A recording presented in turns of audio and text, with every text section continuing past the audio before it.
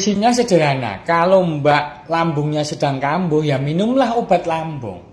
Tapi kalau lagi nggak kambuh ya nggak usah minum obat.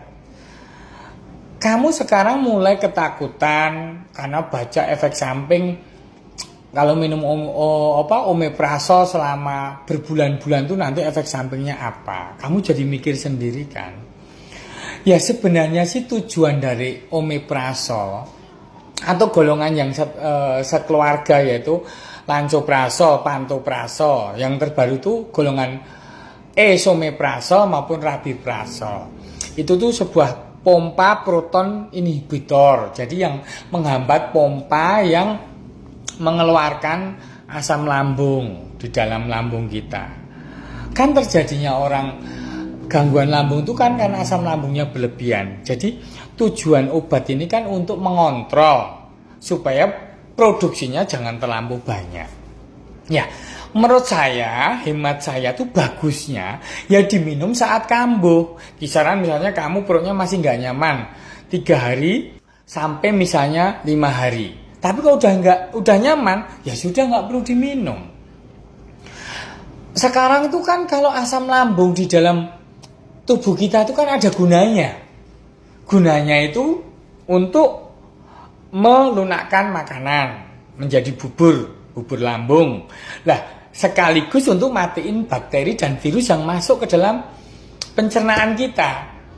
Ya, terus yang kedua membantu penyerapan nutrisi dan zat gizi yang lain, memecah protein untuk masuk bisa mudah diserap, kemudian membantu penyerapan zat besi, kemudian vitamin B12, kalsium, magnesium dan lain-lain.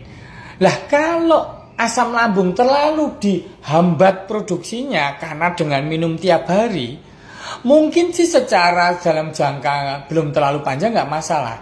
Tapi dalam jangka panjang misalnya orang minum obat terus selama 2 bulan, 6 bulan, setahun, mungkin akan ada efek sampingnya. Karena sebenarnya tubuh kita itu sudah memiliki kecerdasan untuk memperbaiki dirinya sendiri.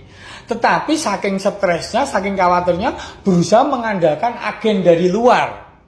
Pengatur asam lambung supaya asam lambungku gak kambuh-kambuh lagi, supaya sembuh selamanya. Pada kenyataannya ya tidak. Ketika kamu makan gak teratur waktunya, jumlahnya maupun jenisnya, stres, ya bisa menyebabkan asam lambung produksinya tetap akan meningkat. Ya karena tadi fungsi asam lambung tadi kan ada fungsinya tadi. Ketika asam lambungnya produksinya terlalu sedikit, ya mungkin jangka panjang menimbulkan efek samping. Mungkin bisa terjadi anemia. Kan penyerapan zat besi sama vitamin B12 terganggu tadi misalnya.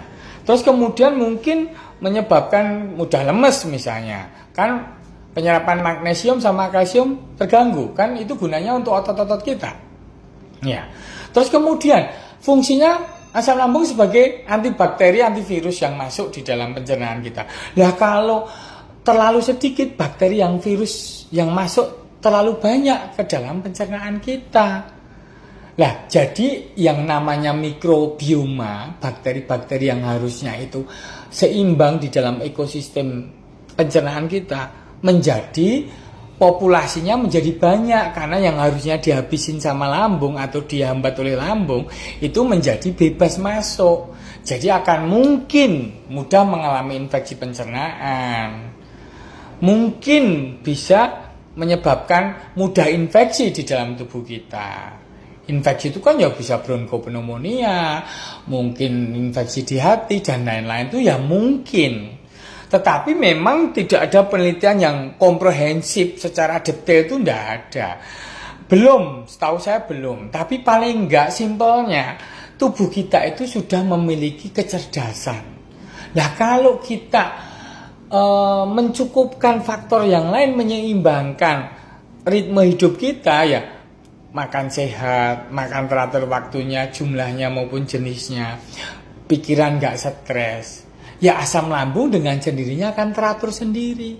Dan kalau kamu khawatir bahwa asam lambung atau fungsinya untuk omeprazol untuk mengobati luka-luka di lambung misalnya, lah tubuh kita tuh menyembuhkan dirinya sendiri, ada mekanismenya.